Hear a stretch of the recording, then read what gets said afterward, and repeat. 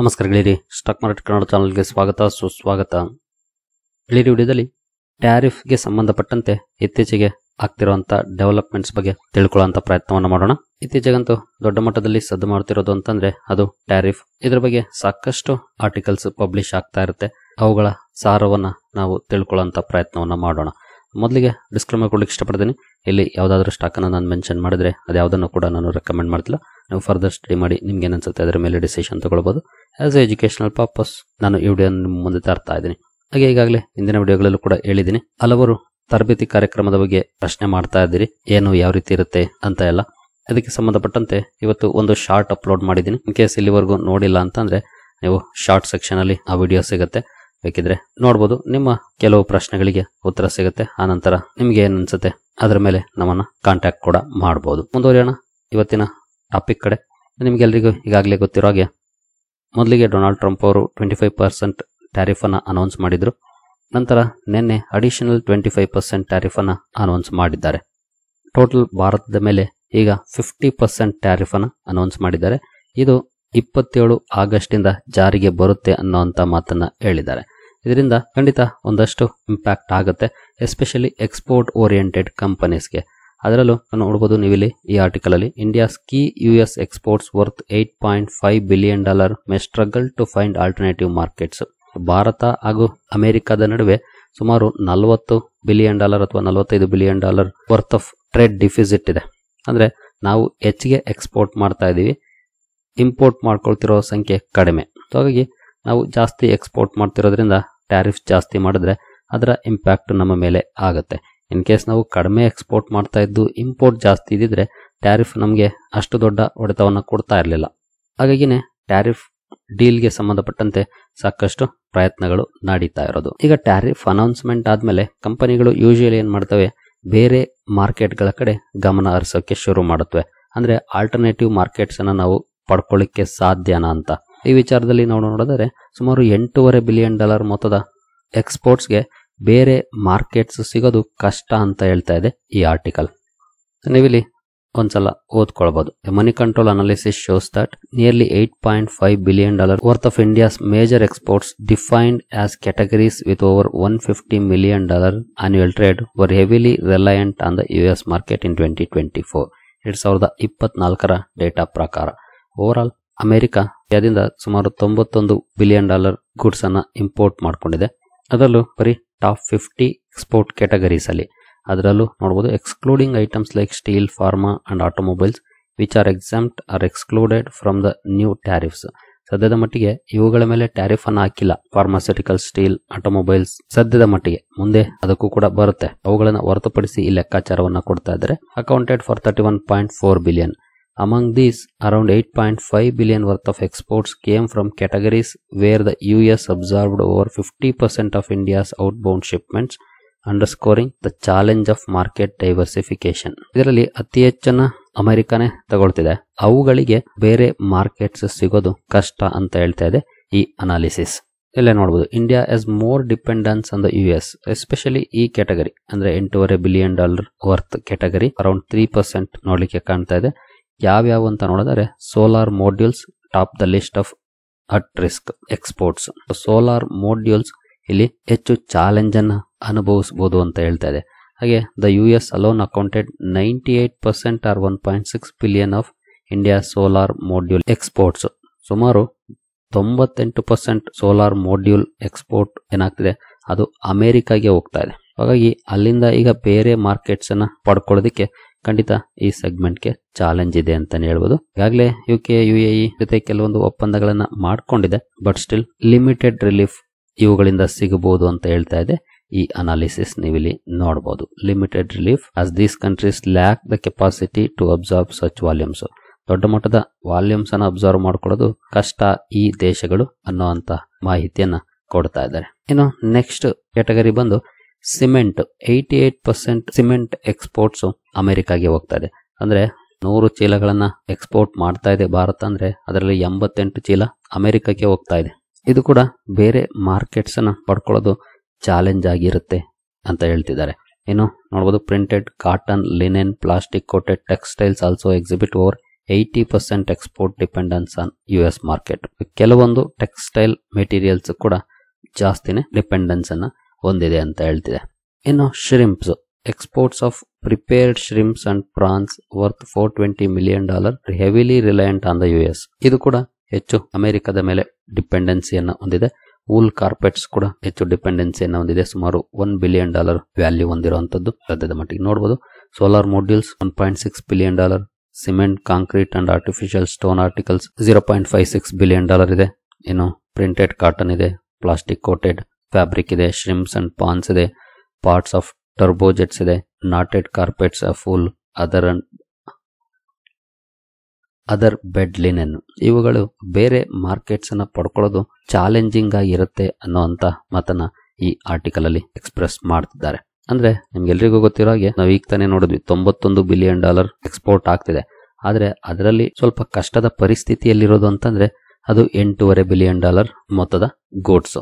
ನೋಡೋಣ ಇನ್ನು ಏನೆಲ್ಲ ಅಪ್ಡೇಟ್ಗಳು ಬರ್ತವೆ.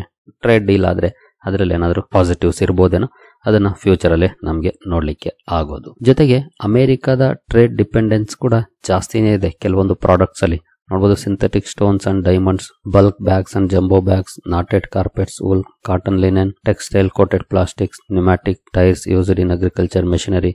ಇವುಗಳ ಮೇಲೆ ಅಮೆರಿಕ ಕೂಡ ಹೆಚ್ಚು ಡಿಪೆಂಡೆನ್ಸಿಯನ್ನು ಹೊಂದಿದೆ. ನೋಡಬಹುದು share of India's in US imports, ಇದನ್ನು ಕೂಡ ನೀವು ಇಲ್ಲಿ ನೋಡಬಹುದು. In total Moneycontrol estimates that about 3% or $3 billion of US imports from India come from sectors where India commands over 50% of the American market, indicating potential supply chain stress for US buyers. ಇದು ಹೆಚ್ಚು market share ಅನ್ನ ಭಾರತನೇ ಹೊಂದಿರೋದ್ರಿಂದ ಅಲ್ಲಿನ ಬೈಯರ್ಸ್ಗೆ ಖಂಡಿತ ಇದು disadvantage ಅನ್ನ create ಮಾಡಬಹುದು ಅಂತ ಹೇಳ್ತಿದೆ. ಹಾಗಾಗಿ ಅಲ್ಲೂ ಕೂಡ ಒಂದಷ್ಟು ಸಮಸ್ಯೆಗಳು ಸೃಷ್ಟಿಯಾಗುತ್ತೆ. ಅಂದ್ರೆ ಪ್ರಾಡಕ್ಟ್ಸ್ ಅವೈಲಬಿಲಿಟಿಗೆ ಸಂಬಂಧಪಟ್ಟಂತೆ ಕೆಲವೊಂದು ಡಿಪೆಂಡೆನ್ಸಿಯನ್ನ ಹೊಂದಿದ್ರು ನಮಗೆ ಹೇಗೆ ಡಿಸ್ಅಡ್ವಾಂಟೇಜಸ್ ಇದೆಯೋ ಅದೇ ರೀತಿಯ ಡಿಸ್ಅಡ್ವಾಂಟೇಜಸ್ ಅಮೆರಿಕಾಗೂ ಕೂಡ ಇದೆ. ಯಾಕಂದ್ರೆ ಅವರಿಗೂ ಕೂಡ ಆ ಪ್ರಾಡಕ್ಟ್ಸ್ ಸಿಗೋದು ಕಷ್ಟ ಇದೆ, ಇಮಿಡಿಯೇಟ್ಲಿ ರೀಪ್ಲೇಸ್ ಮಾಡೋಕ್ಕೂ ಕೂಡ ಕಷ್ಟ ಇದೆ. ಆ ರೀತಿಯ ಸನ್ನಿವೇಶ ಇಲ್ಲಿ ನೋಡ್ಲಿಕ್ಕೆ ಕಾಣ್ತಾ ಇದೆ. ನೋಡೋಣ ಇನ್ನು ಏನೆಲ್ಲ ಡೆವಲಪ್ಮೆಂಟ್ಸ್ ಆಗುತ್ತೆ ಅಂತ. ಹಾಗಾದ್ರೆ ಈ ಟ್ಯಾರಿಫ್ಸ್ ಎಷ್ಟರ ಮಟ್ಟಿಗೆ ಕನ್ಸರ್ನ್ಸ್ ಅನ್ನ ಕ್ರಿಯೇಟ್ ಮಾಡಬಹುದು, ಈ ವಿಚಾರವನ್ನ ನಾವು ನೋಡ್ತಾ ಹೋಗೋದಾದ್ರೆ ಎಸ್ಪೆಷಲಿ ನೋಡಬಹುದು, what do Trump tariffs mean? Trump is not afraid to apply maximum pressure on India. ಖಂಡಿತ ಸಾಕಷ್ಟು ಪ್ರೆಷರ್ ಅನ್ನ ಈಗಾಗಲೇ ಕ್ರಿಯೇಟ್ ಮಾಡ್ತಿದ್ದಾರೆ. ಮೊದಲು 25%, ಈಗ 50%, ನಂತರ ಇನ್ನು ಏನೆಲ್ಲ ಡೆವಲಪ್ಮೆಂಟ್ಸ್ ಆಗುತ್ತೋ ಗೊತ್ತಿಲ್ಲ. ಮೊದಲಿಗೆ ಅಗ್ರಿ ಪ್ರಾಡಕ್ಟ್ಸ್ ಅನ್ನು ಅಲೋ ಮಾಡಲಿಕ್ಕೆ ಕೇಳ್ತಾ ಇದ್ರು, ಈಗ ರಷ್ಯನ್ ಆಯಿಲ್ ಇಂಪೋರ್ಟ್ ಬಗ್ಗೆ ಕೇಳ್ತಿದ್ದಾರೆ, ಇಂಪೋರ್ಟ್ ಮಾಡ್ಕೊಳ್ಬಾರ್ದು ಅಂತ. ಸಾಕಷ್ಟು ಪ್ರೆಷರ್ ಅನ್ನ ಕ್ರಿಯೇಟ್ ಮಾಡ್ತಿದ್ದಾರೆ ಭಾರತದ ಮೇಲೆ ಅಂತಾನೆ ಹೇಳ್ಬೋದು. ಇನ್ನು ಭಾರತ ಕೂಡ ಅವ್ರು ಹೇಳಿದಕ್ಕೆಲ್ಲ ಒಪ್ಕೊಳ್ತಾ ಇಲ್ಲ. ಹಾಗಾಗಿ ಅವರು ಎಷ್ಟೇ ಪ್ರೆಷರ್ ಹಾಕಿದ್ರು ಕೂಡ ಅದು ಪಾಸಿಟಿವ್ಸ್ ಅನ್ನ ಕ್ರಿಯೇಟ್ ಮಾಡ್ತಿಲ್ಲ ಅಂತಾನೆ ಹೇಳ್ಬೋದು ಅಮೆರಿಕಾಗೂ ಕೂಡ. ಜೊತೆಗೆ ನಿಮ್ಗೆಲ್ರಿಗೂ ಗೊತ್ತಿರೋ ಹಾಗೆ ಡೊನಾಲ್ಡ್ ಟ್ರಂಪ್ ಅವರು ಎಲೆಕ್ಷನ್ ಸಂದರ್ಭದಲ್ಲಿ ಹೇಳ್ತಾ ಇದ್ದಿದ್ದು, ನಾನು ಅಧಿಕಾರಕ್ಕೆ ಬಂದ 24 ಗಂಟೆಯಲ್ಲಿ ಯುದ್ಧವನ್ನ ನಿಲ್ಲಿಸ್ತೀನಿ ಅಂತ.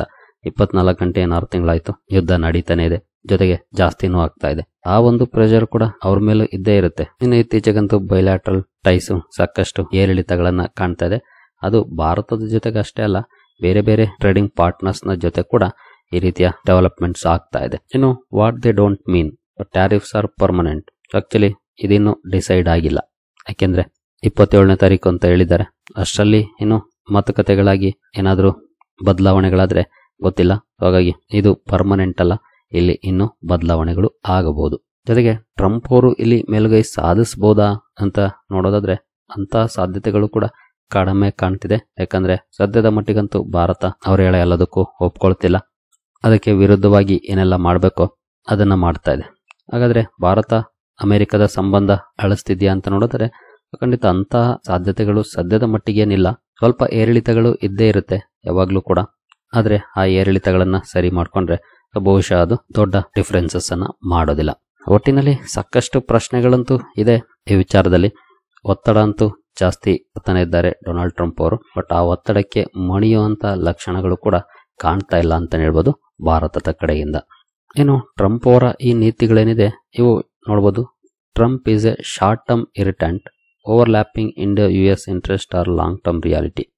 ಇದು ಶಾರ್ಟ್ ಟರ್ಮ್ ಅಲ್ಲಿ ಖಂಡಿತ ಇರಿಟೇಷನ್ ಉಂಟು ಮಾಡ್ತಿದೆ. ಆದರೆ ಭಾರತದ ಜೊತೆಗಿನ ಸಂಬಂಧಗಳನ್ನ ಕೆಡಿಸ್ಕೊಂಡ್ರೆ ಖಂಡಿತ ಏಷ್ಯಾದಲ್ಲಿ ಅಮೆರಿಕದ ಪ್ರೆಸೆನ್ಸ್ ಕಡಿಮೆ ಆಗುತ್ತೆ. ಅವ್ರೇನೇ ಪಾಕಿಸ್ತಾನವನ್ನು ನೆಚ್ಕೊಂಡ್ರು ಅಥವಾ ಬೇರೆ ದೇಶವನ್ನು ನೆಚ್ಕೊಂಡ್ರು ಕೂಡ ಅವ್ರಿಗೇನಂತ ಲಾಭ ಆಗೋದಿಲ್ಲ.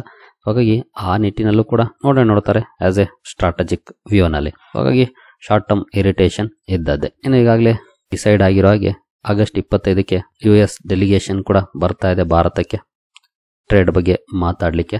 ನೋಡೋಣ ಅಲ್ಲೆಲ್ಲ ಏನು ಡೆವಲಪ್ಮೆಂಟ್ಸ್ ಆಗುತ್ತೆ ಅಂತ. ಏನು ಅನಲಿಸ್ಟ್ಸ್ ಕೆಲವೊಂದು ಎಸ್ಟಿಮೇಷನ್ಸ್ ಅನ್ನ ಮಾಡ್ತಾ ಇದ್ದಾರೆ. ಇನ್ ಕೇಸ್ ಟ್ರಂಪ್ 50% ಟ್ಯಾರಿಫ್ಸ್ ಅಂತ ಏನಿದೆ, ಈ ಟ್ಯಾರಿಫ್ಸ್ ಜಾರಿ ಆದರೆ ಬಹುಶಃ ಅಪ್ ಟು 1% ವರೆಗೂ ಇಂಡಿಯಾದ ಗ್ರೋತ್ ಮೇಲೆ ಇಂಪ್ಯಾಕ್ಟ್ ಆಗ್ಬೋದು ಅಂತ ಹೇಳ್ತಿದ್ದಾರೆ as of now. In case 50% ಇದ್ರೆ ಅದು ಜಾಸ್ತಿ ಆದರೆ ಇಂಪ್ಯಾಕ್ಟ್ ಜಾಸ್ತಿ ಆಗ್ಬೋದು, ಅಥವಾ ಕಡಿಮೆ ಆದರೆ ಇಂಪ್ಯಾಕ್ಟ್ ಕಡಿಮೆ ಆಗ್ಬೋದು. As of now analyst estimate ಮಾಡ್ತಾ ಇರೋದು ಅರೌಂಡ್ 1% ಗ್ರೋತ್ನ ಮೇಲೆ ಇಂಪ್ಯಾಕ್ಟ್ ಆಗ್ಬೋದು ಅಂತ. ನೋಡೋಣ ಪ್ರಾಪರ್ ಆಗಿ ಟ್ಯಾರಿಫ್ಸ್ ಎಷ್ಟು ಅಂತ ಫೈನಲೈಸ್ ಆದ್ರೇನೆ ಇದರ ಬಗ್ಗೆ ಕ್ಲಾರಿಟಿ ಸಿಗೋದು. ಏನು ಟ್ರಂಪ್ ಅಣ್ಣನ ಈ ಟ್ಯಾರಿಫ್ ವಿಷಯಗಳ ನಡುವೆ ರಷ್ಯಾದ ಪ್ರೆಸಿಡೆಂಟ್ ವ್ಲಾಡಿಮಿರ್ ಪುಟಿನ್ ಅವರು ಭಾರತಕ್ಕೆ ಬರ್ತಾರೆ ಅನ್ನೋಂಥ ಮಾತನ್ನ ಅಜಿತ್ ದೋವಲ್ ಅವರು ಹೇಳಿದ್ದಾರೆ. ಈಗಾಗಲೇ ನಿನ್ನೆನೇ ಒಂದು ಸುದ್ದಿ ಬಂದಿತ್ತು, ಆಗಸ್ಟ್ 31ಕ್ಕೆ ನರೇಂದ್ರ ಮೋದಿ ಅವರು ಚೀನಾಗೆ ಹೋಗ್ತಾರೆ ಅಂತ. ಈಗ ಪುಟಿನ್ ಕೂಡ ಭಾರತಕ್ಕೆ ಬರ್ತಾರೆ ಅಂತಂದ್ರೆ ಖಂಡಿತ ಭಾರತ, ಚೈನಾ ಹಾಗೂ ರಷ್ಯಾ ಮೂರರ ಜೊತೆಗಿನ ಸಂಬಂಧ ಯಾವ ರೀತಿ ಇರುತ್ತೆ ಅನ್ನೋದನ್ನು ಕೂಡ ತೋರಿಸುತ್ತೆ. ನೋಡೋಣ ಏನೆಲ್ಲ ಡೆವಲಪ್ಮೆಂಟ್ಸ್ ಆಗುತ್ತೆ ಈ ವಿಚಾರದಲ್ಲಿ ಅಂತ. ಏನು at the same time Trump ಅವರು ಚೀನಾದ ಮೇಲಿನ ಟ್ಯಾರಿಫ್ ಬಗ್ಗೆ ಕೂಡ ಮಾತಾಡ್ತಿದ್ದಾರೆ. ರಷ್ಯಾದ ಆಯಿಲನ್ನು ಇಂಪೋರ್ಟ್ ಮಾಡ್ತಿರೋ ಕಾರಣಕ್ಕೆ ಅವರು ಭಾರತದ ಮೇಲೆ ಮಾತ್ರ ಪ್ರೆಷರ್ ಹಾಕೋಕ್ಕಾಗೋದಿಲ್ಲ, ಯಾಕೆಂದರೆ ಭಾರತಕ್ಕಿಂತ ಜಾಸ್ತಿ ಇಂಪೋರ್ಟ್ ಮಾಡ್ಕೊಳ್ತಿರೋದು ಚೈನಾ. ಹಾಗಾಗಿ ಈಗ ಚೈನಾದ ಕಡೆ ಕೂಡ ತಮ್ಮ ಗಮನವನ್ನು ಹರಿಸ್ತಾ ಇದ್ದಾರೆ ಈ ವಿಚಾರದಲ್ಲಿ. ಸೊ ಬಹುಶಃ ಚೈನಾದ ಮೇಲೆ ಕೂಡ ಟ್ಯಾರಿಫ್ ಅನೌನ್ಸ್ ಮಾಡ್ಬೋದು. ಅನೌನ್ಸ್ ಆದರೆ ಆಬ್ವಿಯಸ್ಲಿ ಭಾರತ ಹಾಗೂ ಚೈನಾ ಖಂಡಿತ ಹತ್ರ ಆಗೋದ್ರಲ್ಲಿ ಯಾವುದೇ ಡೌಟ್ ಇಲ್ಲ. ಇನ್ ಕೇಸ್ ಈ ಮೂರು ದೊಡ್ಡ ದೇಶಗಳು ಜಾಯಿನ್ ಆದರೆ ಬಹುಶಃ ಟ್ರಂಪ್ ಅಣ್ಣನಿಗೆ ಅದು ಹೊಡೆತವನ್ನು ಕೂಡ ಕೊಡ್ಬೋದು. ನೋಡೋಣ. ಒಟ್ಟಿನಲ್ಲಿ ಓವರ್ ಆಲ್ ಹೇಳೋದಾದ್ರೆ ಕೆಲವೊಂದು ಸೆಕ್ಟರ್ಸ್ಗೆ ಖಂಡಿತ ಇಂಪ್ಯಾಕ್ಟ್ ಆಗುತ್ತೆ, ಆಗಲ್ಲ ಅಂತ ಏನಲ್ಲ. ಅದರಲ್ಲೂ ಎಸ್ಪೆಷಲಿ ಹೆಚ್ಚು ಡಿಪೆಂಡೆನ್ಸಿಯನ್ನು ಹೊಂದಿರುವಂಥ ಸೆಕ್ಟರ್ಸ್ ನಾವೀಗ ತಾನೇ ನೋಡಿದ್ವಿ ಕೆಲವನ್ನ. ಅವುಗಳಿಗೆ ರಿಪ್ಲೇಸ್ಮೆಂಟ್ ಹುಡುಕೊಳ್ಳೋದು ಕಷ್ಟ ಆಗುತ್ತೆ. ಅಲ್ಲಿನ ಕಸ್ಟಮರ್ಸ್ಗೂ ಕೂಡ ರಿಪ್ಲೇಸ್ಮೆಂಟ್ ಕಷ್ಟ, ಹಾಗೆ ನಮ್ಮ ಎಕ್ಸ್ಪೋರ್ಟರ್ಸ್ಗೂ ಕೂಡ ರಿಪ್ಲೇಸ್ಮೆಂಟ್ ಕಷ್ಟ ಸದ್ಯದ ಮಟ್ಟಿಗೆ. ಬಟ್ ಅಬ್ವಿಯಸ್ಲಿ ಬೇರೆ ಅವಕಾಶಗಳನ್ನು ನೋಡಲೇಬೇಕು, ಅದನ್ನು ಹೊರತುಪಡಿಸಿದ್ರೆ ಬೇರೆ ದಾರಿ ಇಲ್ಲ. ಹಾಗಾಗಿ ಆ ನಿಟ್ಟಿನಲ್ಲಿ ಪ್ರಯತ್ನವನ್ನು ಪಡಬೇಕಾಗುತ್ತೆ ಕಂಪನೀಸ್ ಕೂಡ, ಹಾಗೆ ನಮ್ಮ ಲೀಡರ್ಶಿಪ್ ಕೂಡ. ಸರಿ ಗೆಳೆಯರೇ, ಈ ವಿಡಿಯೋ ನಿಮಗೆ ಇಷ್ಟ ಆಗಿದೆ ಅಂದ್ಕೊಳ್ತೀನಿ. ಮುಂದಿನ ವಿಡಿಯೋದಲ್ಲಿ ಸಿಗೋಣ. ಅಲ್ಲಿವರೆಗೂ ಜೈ ಹಿಂದ್, ಜೈ ಕರ್ನಾಟಕ.